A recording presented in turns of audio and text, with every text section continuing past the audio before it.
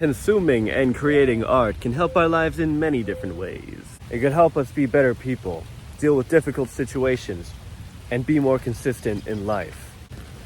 But those can all be videos in themselves, and you'll be seeing them, trust me. But today we're going to be specifically talking about how art can help you heal from past experiences with a certain Hello Kitty girl, or a toxic workplace environment, or toxic friends, or a traumatic experience perhaps. Which makes sense, you know. Art can help you process things that are really difficult to put into words. And, you know, it could be a therapeutic process, helping with your stress levels, being more rational in difficult situations, and helping with your overall well-being, helping you get through that difficult place and become unstoppable. Huh? But how does that help me? You're not giving me any specific examples. Well, okay, buddy. Give me a second, okay? I'm getting to it. I'm going to be breaking it down into a few different art forms, which I do personally, so I can give you some specific examples from that. And then you'll finally feel stupid for rushing me. Okay, let's get to it. So, the visual arts. It's a medium that helps us express our frustrations, anger, fear, and sadness, you know, those emotions in Inside Out, in a safe way, instead of it taking it out on a certain person. You know, if you're feeling angry after a few Brawl Stars matches that you kept losing, maybe whip out a sketchbook. Maybe even draw on your phone for a little while. You know, express those negative emotions. Put it in the facial expressions of the characters. Use crazy strokes, dark colors, warm colors to help express those emotions. And maybe it'll provide some catharsis, you know. Maybe you'll be like, hey, maybe I shouldn't be so mad, you know. I have no enemies. Maybe I shouldn't blame the person for what they did in that specific moment. Maybe it wasn't up to them, you know. Maybe I shouldn't be so mad about losing so many games in Brawl Stars. Maybe I just suck. Maybe it was lag. You know, it's just a game. You can always stop playing it. Unless it's your job, then you're kind of cooked. You know what? I'll give you a little example. Give you some Lorenzo Di Bello lore. So basically, almost a year ago now. Oh, I guess it has been a year. Anyway, I was like best friends with this guy. We were like this, or so I thought. One day he just stopped talking to me, you know? You know, maybe he thought I was too funny and he had to stop talking to me because he couldn't stop laughing. Or maybe he's like, damn, he's so good at Pokemon Go. Man, I gotta be friends with this guy. I'm always gonna compare myself to him. So at the time, no, I was pretty mad, you know. I was about to text him saying, why are you doing this to me, huh? What did I ever do to you, huh? And I think if I took that route, you know, he might have responded. But I mean, he was clearly already out of the friendship for a while. So trying to bring him back just because I'm angry at the time probably would have resented me. So what's even the point? But I remember that day that the realization kicked in. I'm like, you know what? I'm so mad right now. You know, I could have went to a gym, you know, started punching a punching bag. But instead I'm like, you know what? Let's actually be productive for once. So, there was this chapter I wanted to write for a really, really long time. It's a really emotionally draining scene for the character. Something that was building up for the entire series. And I drew the entire thing that day. I think it was like an 8-hour session. And, you know, the art doesn't hold up, but at the time it really helped me. Instead of taking it out either physically or verbally at someone, I took it out in the manga and I felt a lot better and I learned from it. Because after that point, I learned, why take it out on people? They don't deserve that. I have no enemies. Just take it out on art. It's already unappreciated. Why don't you just wail on it too? So, there you go. Maybe you can learn from that. Anyway, I gotta keep some mystery. Can't give away everything. So now let's get over to voice acting. Something I barely do. Until I get an acting role, then I'm like, damn, I gotta lock in, I gotta practice. Voice acting, I feel like it's a lot easier to try to explain.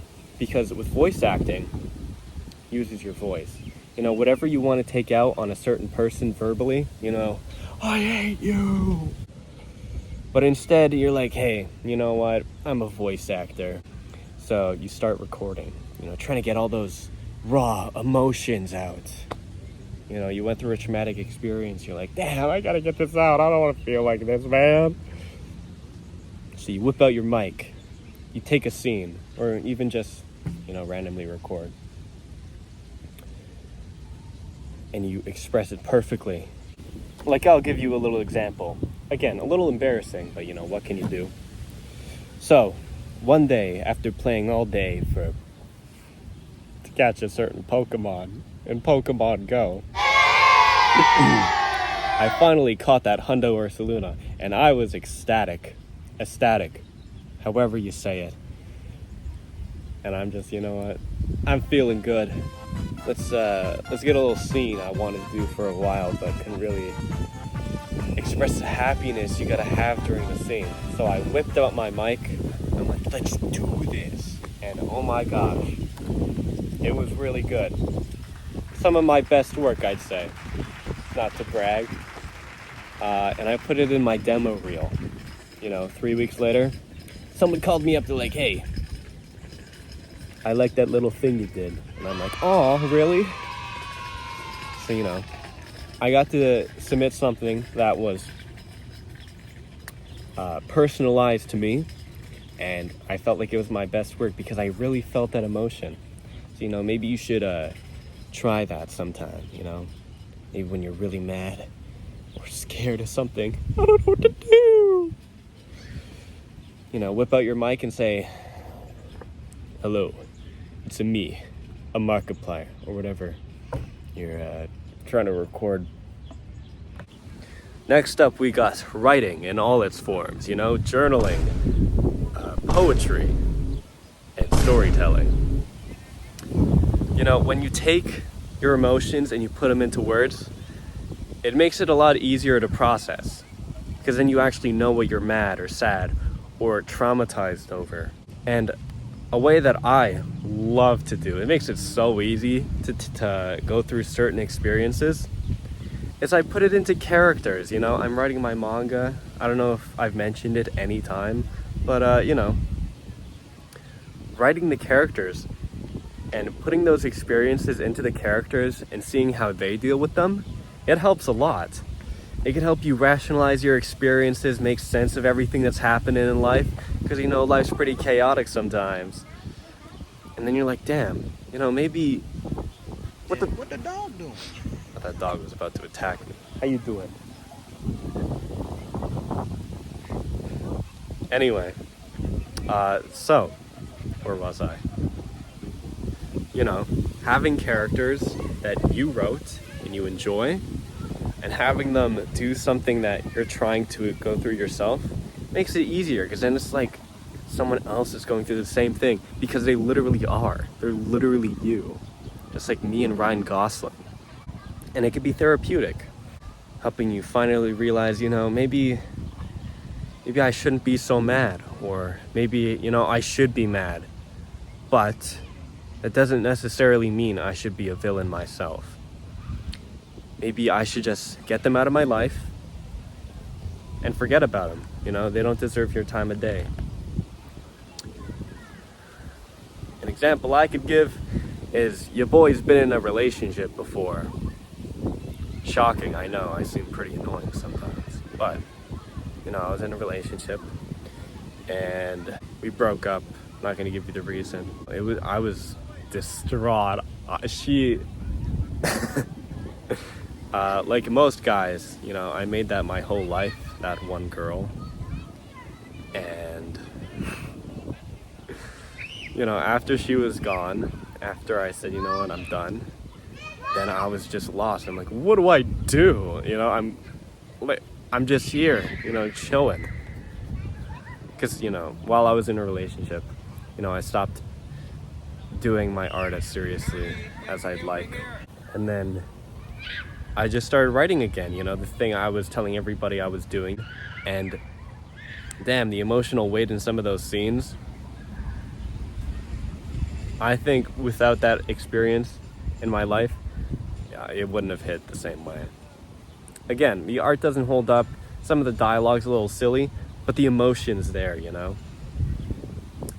So, maybe you should try that. Finally, let's talk about the most fun one, in my opinion, and that is filming and content creation. What I'm doing right now. Literally, you take a camera, like I'm using my phone and like a tripod I got from like an animation set, like 10 years ago? It still holds up. That's better than an iPhone can say. Anyway, you just take a camera and you talk about your experiences. It's so easy. You don't even have to post it. Just film it. Or like, say you have a story you want to tell through film. You film it, and then you're done and dusted. That can help you process some experiences you had. You know, help you heal from some stuff that happened to you. Mentally and emotionally. Maybe even physically, because like, art takes a while, filming takes a while.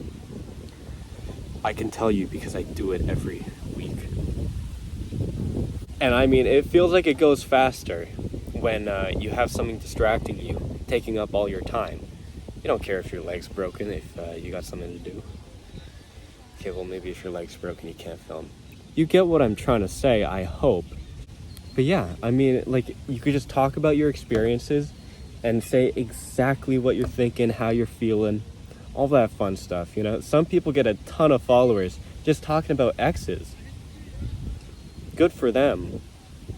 Maybe they give too much detail, but like, good for them, you know, making an experience that is really hard to get through into possibly a money source. And then that could branch off into other stuff. You know, after you're fully over that person, you're like, okay, I got a fan base, they clearly like my personality. Now let's branch off into some more fun stuff.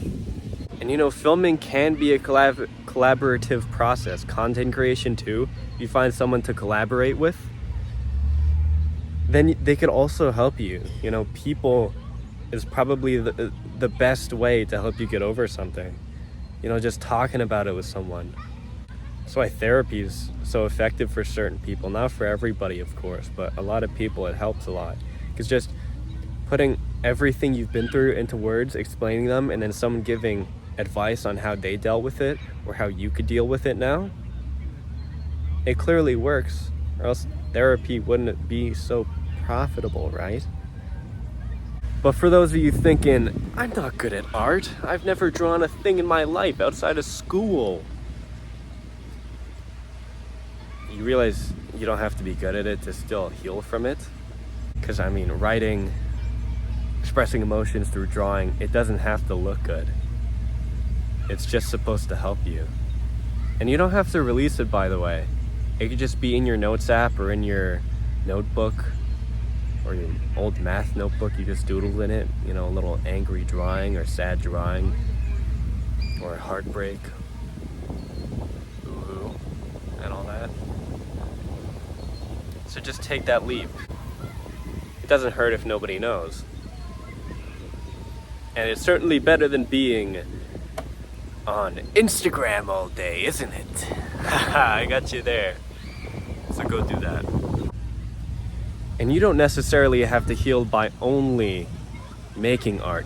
You could be healed by consuming. Watching Vinland Saga is truly it's truly a life-changing experience, you know? I'm like, you know what? Now I want to be a kinder and more gentle person. So don't be discouraged from consuming actual art, even if it feels like you overindulge. Don't overindulge in anything. But if you're like depressed, then I think people will understand. So go do those things I said if you want. You have free will. Okay, stay cool, guys.